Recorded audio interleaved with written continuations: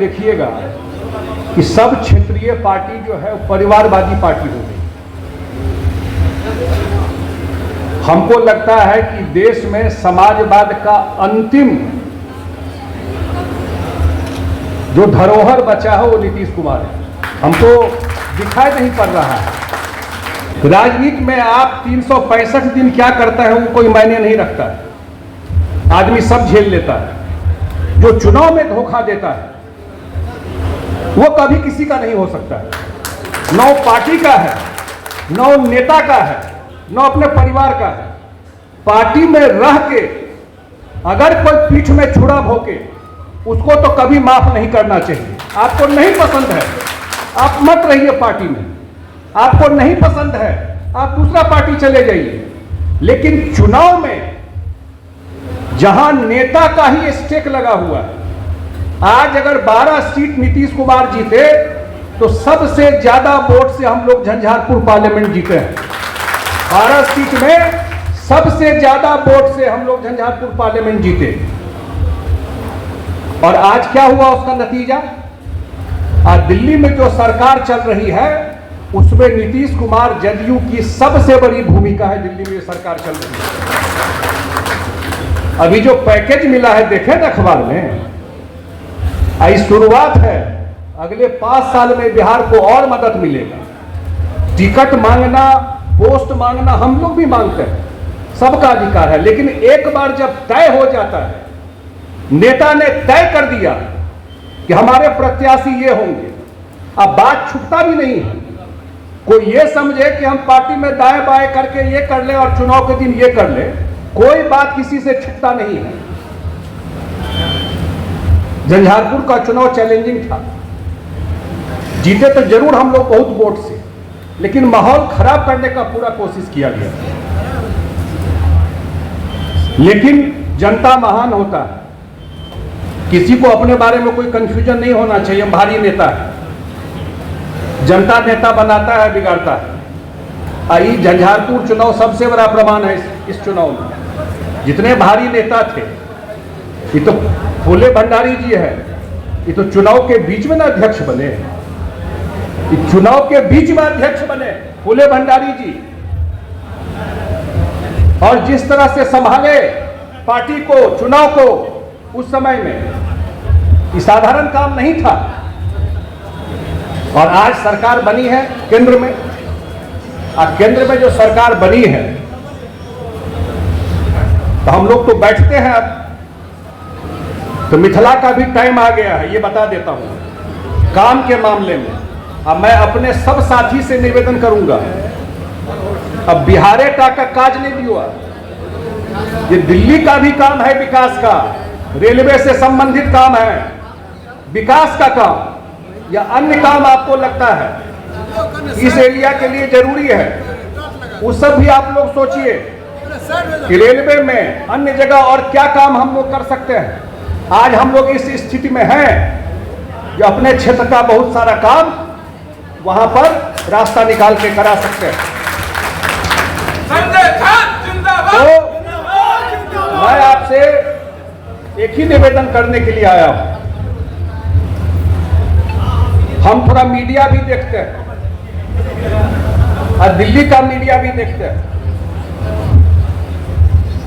इस चुनाव में दिल्ली के मीडिया ने यह बना दिया था कि नीतीश कुमार के राजनीति का अंत आने वाला है। पूरा दिल्ली के मीडिया ने बना दिया। जो विपक्ष का जो नेता है कते मीटिंग कर रहा है, 250 मीटिंग, 300 मीटिंग, सीट कते ले, सीट कते ले, 4टा सीट है और आए कहीं के जा रहा है यहाँ के बीच में। 2025 में विधानसभा छिए, 2010 में याद है अहाँ सबका, ओइसे बेहतर रिजल्ट एनडीए के बेर बिहार में होए वाला था। कोई नहीं चाहता है, बहुत दिन के बाद बिहार को डबल इंजन का सरकार मिला। दुर्भाग्य छले बिहार का, केंद्र में कोई और सरकार, अब बिहार में कोई और सरकार, बहुत दिन के बाद बिहार में भी सरकार है और केंद्र में भी आपकी सरकार है, और ये एक मौका है कि अगले 5 साल में काया पलट कर देने का बिहार का। जब मैं देश के वित्त मंत्री से मिला, क्योंकि मुख्यमंत्री जी ने मुझे जवाबदेही दी है, आप देखे होंगे इस बार के बजट में, जो लोग बजट सुने होंगे वित्त मंत्री का, बिहार के अलावा कोनो चर्चा छले बजट में? ईमानदारी से बताइए, ये तो अही के ताकत छी ना, अही ताकत दिलिए आए देश के बजट में केवल बिहारे बिहार। आ जते विपक्ष के लोग से कहे बिहार का बजट हो गया, केंद्र का बजट थोड़े है ये साधारण अचीवमेंट लगता है। मिथिला का फ्लड, मिथिला का बाढ़ पहिल बेर देश के बजट में देश के वित्त मंत्री निर्मला सीतारमन ने पहली बार बिहार के बाढ़ के बारे में केंद्रीय बजट में चर्चा किया, और जो पैकेज मिला है, क्या कि हम इन्वॉल्व छी, हम जे पैकेज भेट रहल छे ओहिमे मिथिला का बाढ़ के निदान आ सिंचाई के व्यवस्था सबसे पैघ प्रायोरिटी में छे। और अगला 5 साल में गंडक से लऽ कऽ आ कोसी तक सब पर बराज बनते, आ सबटा स्टडी चल रहा छे। ओहि पर अगला जे सेशन हेते पार्लियामेंट का, ओहिमे पैसों को प्रोविजन भ जेते, पूरा पुरना कमला जे रहा वो जिंदा हेते। ई जे कमला नदी जयनगर में बराज बन रहा है, ओकर सिंचाई व्यवस्था एतऽ से लऽ कऽ दरभंगा तक ठीक कयल जेते। ओहि के सारा डीपीआर बन रहा है।